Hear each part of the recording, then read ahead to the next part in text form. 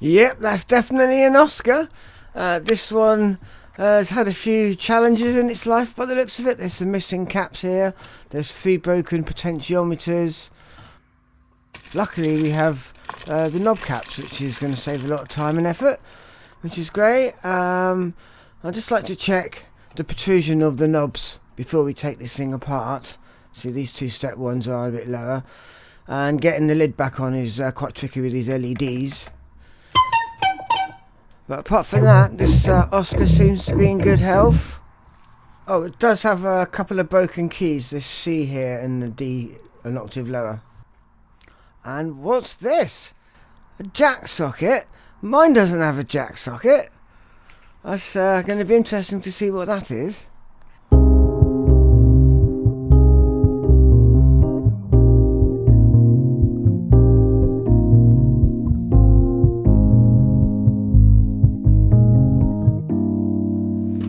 So when you take one of these apart, there's actually only 3 bolts that screw into these metal brackets here, and one of them is actually not in use, which is this one on the right, so you don't need to undo that one, but there is a bolt on the other side, so if you do undo it, the bolt will drop out.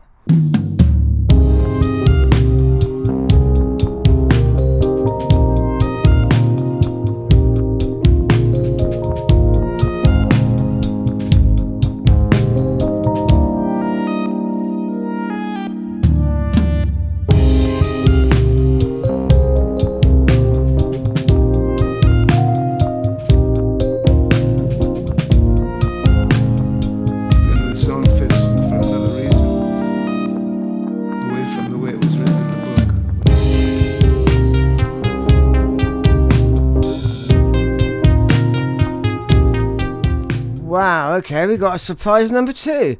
Some very clever person has put the battery on the PCB board. So the red and blue wires that you can see there, they go to the jack socket. I presume it's some sort of sync output. The Oscar already has a trigger in, so that's my best guess. But the battery mod on this board is genius, because without the battery you lose all the memory of the Oscar sounds, and because the battery is normally on the control board, when you disconnect the CPU board from the control board, you lose all its memory. And worse than that, it does take you a few times to recycle the CPU until it eventually powers up. I don't know whether it counts how many times it's had to recycle before reset. But this battery looks in really good condition, measures correctly, so I don't see any reason why we need to replace it. But this saves us a lot of time, so well done the last tech who put this in.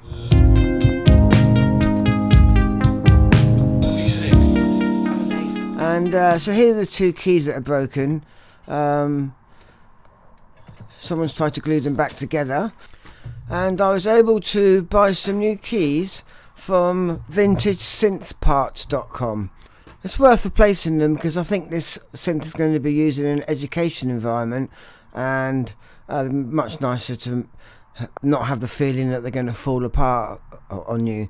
I'm also working on an Oberheim Matrix 12, and this can be really useful just to find out what are the sort of common failures that you might find in certain synths. These have the 1.4 EPROMs, which the Matrix I have is currently up to date by the looks of it. But here, yeah, you can see the usual suspects of things that can go wrong, which can be quite useful in diagnosis.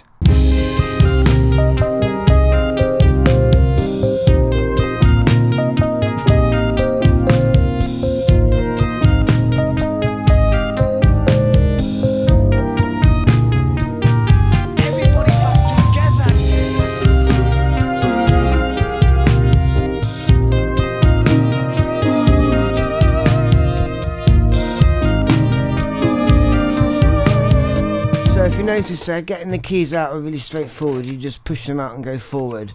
but putting them back in is not the same thing. You have to carefully put the J wire through the hole and try and wiggle the key back in. Desperately try not to bend this J wire.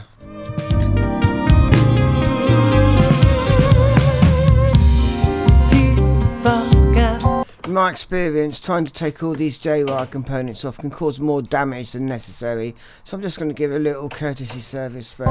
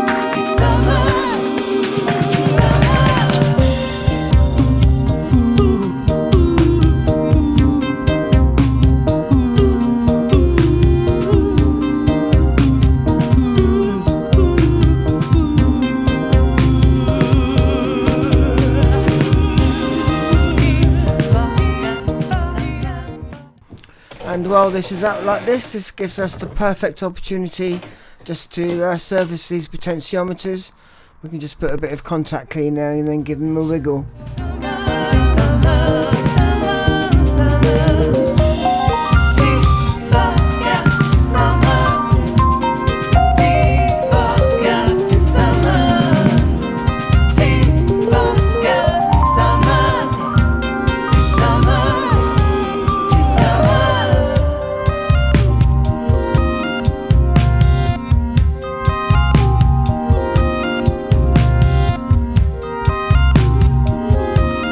So the great secret to getting these things back together is you need to line up these poles and get them into these little square recesses, and then you can get the bolts through, and just do each side slightly and slowly pull the whole thing together, and then we can get the front panel back on.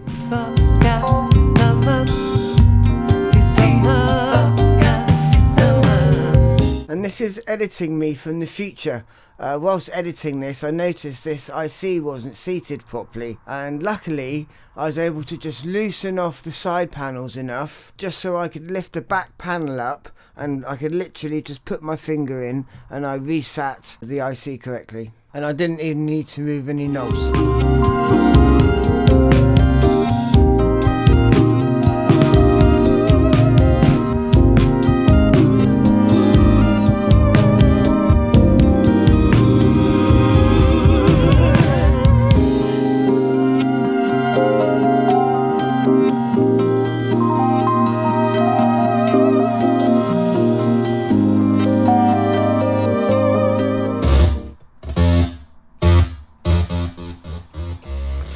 Okay, I'll just give it a quick systems check before we put all the potentiometer caps on.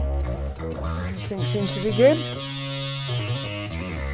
The new key's working good, and the keyboard is very responsive. You have to kind of massage these things back together to get all the front panel to line up with the buttons correctly.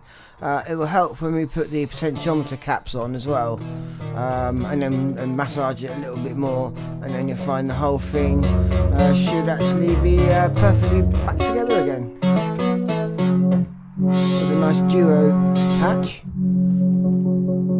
because you can use it in duo mode, so you have 2 different pitches on the oscillators. And believe it or not, I used to gig with these in 2000 odds. I would never think about taking these on the road again. But still, great coming out of a PA system.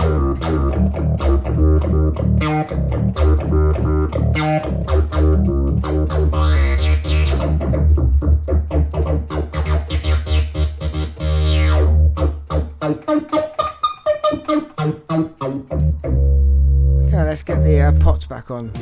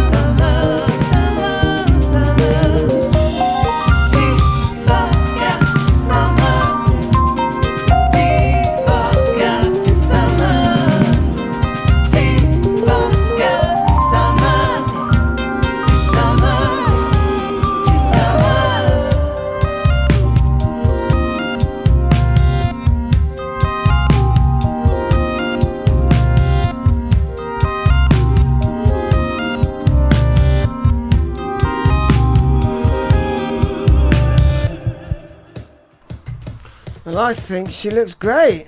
I know the keys are slightly off-white, but that's to be expected. But still, they feel much better now that they're not broken. And I'll give the original keys back to the owner, so if they want to sell the Oscar at any point, at least you've still got the original parts. So yeah, this is looking really good. Everything seems to be working as normal. We haven't had to do any MIDI bulk dumps to get the unit back together, so the owner has all his patches still. Yeah, there's the Oscar screen and the filter separation, which is just opens up so many tones.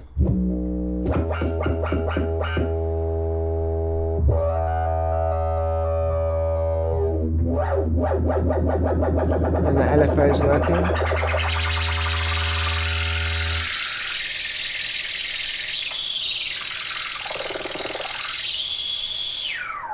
And the white noise. I used to do a lot of filter sweeps back in the day. White noise filter sweeps into choruses. Can't beat it.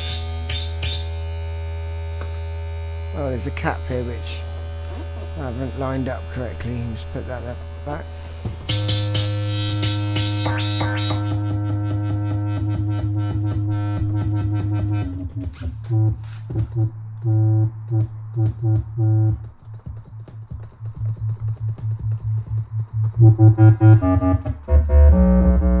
the envelope amount working good.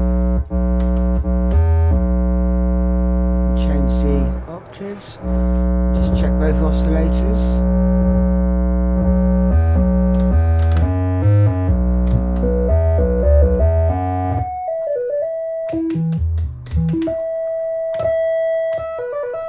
The octave switch is working great.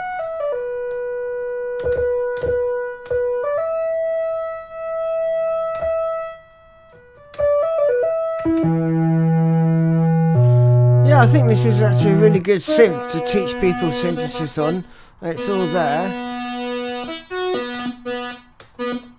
Not to mention the additive stuff that you can do, which I have to confess is not much I've really got into. Just the Oscar itself is plenty enough to get some great sound out of. Yeah, so this is looking really good.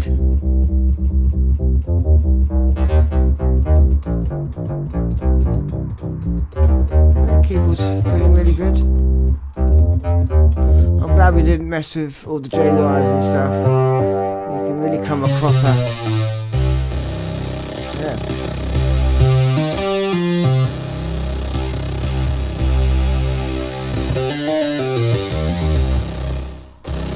Excellent. One happy Oscar. Catch you next time.